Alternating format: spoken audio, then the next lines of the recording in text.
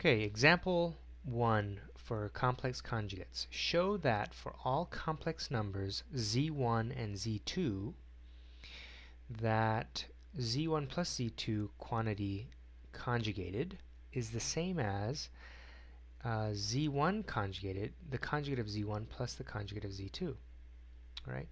So let's just start with part A, and we're also going to prove the product. Okay, that we're going to show that the conjugate distributes when we have the multiplication of two complex numbers.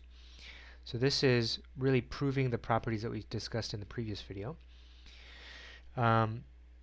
So the way we start this proof, this show that question, is really we have to show, since we need to show that this is true for all complex numbers, I'm going to say z1 is a plus bi, and z2 is going to be, let's create another complex number, c plus di. Okay, so z1 star then becomes a minus bi, z2 star becomes c minus di. Okay, so these are the two numbers, complex numbers, and these are the two conjugates. Okay, now if I go ahead and since I need to show, I'm really going to show that this is true, so I need to start with one side and make it look like the other side. So let's start with the left side. Okay, and let's go ahead and put z1 plus z2 star over here.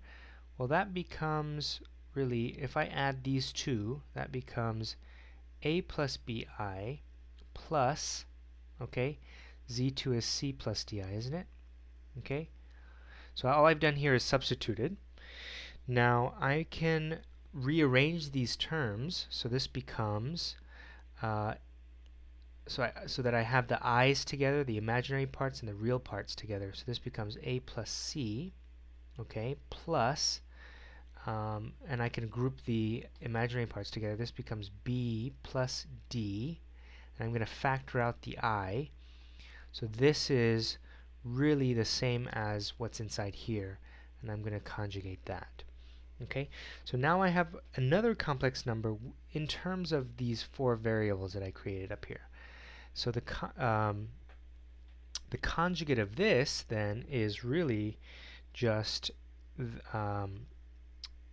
right, we have a real part and an imaginary part. If I take the conjugate of this, that's going to be the same as a plus c. Okay, the real part stays the same, but now we conjugate, we change the sign of the imaginary part. So that's really the same thing.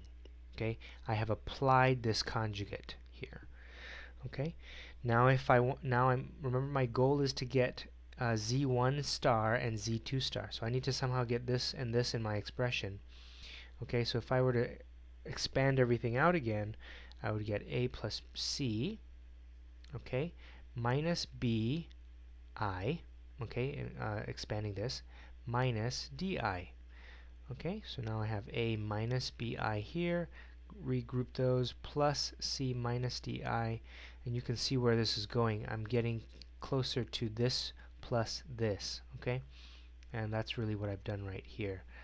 So this is really the same as z1 star plus z2 star, and I've proven that this is equal to, I've proven really that this statement is true for all complex numbers. Okay, let's look at part B here. The same procedure really is going to occur here. Okay, we're gonna start with, let's just use the same numbers here. Let's say z1 is a plus bi, and z2 is c plus di, and z1 star, okay, is a minus bi, and z2 star is c minus di. Okay, so the way we're going to do this is we're going to start again with the left side, okay, and we're going to start with z1 z2 quantity conjugated. Alright, now what's z1 z2? If I multiply these two together, I'm going to get really a plus bi quantity times c plus di quantity. Okay, and this quantity is conjugated. So let's see what happens here. So this is a lot of algebra here. If I do FOIL, I end up with AC, okay, plus uh, um, BI, BCI, plus ADI, plus BDI squared. Okay, and this whole thing is conjugated, right? Well, this I squared is just -1. Okay, so that would become, really, that's just a negative. So I have two real numbers and two imaginary numbers. So this becomes AC minus BD.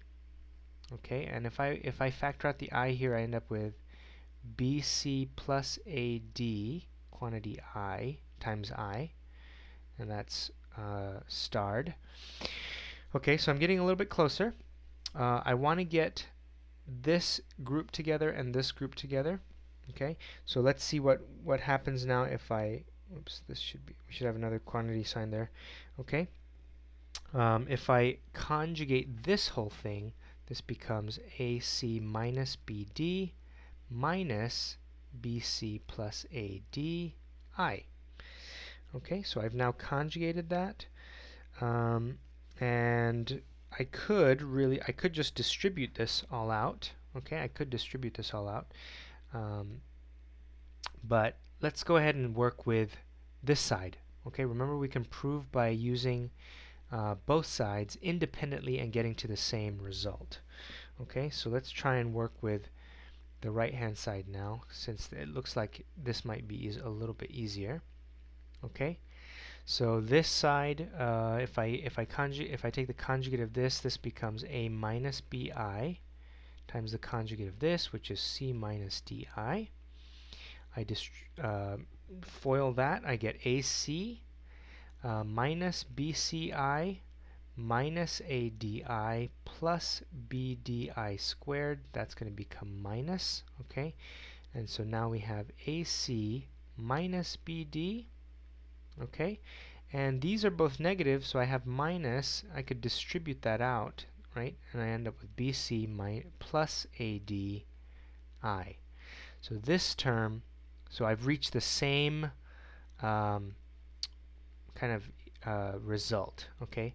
So since this is true and this is true, okay, we can conclude, therefore, that the left-hand side is equal to the right-hand side, and therefore we've proven that this is true, okay?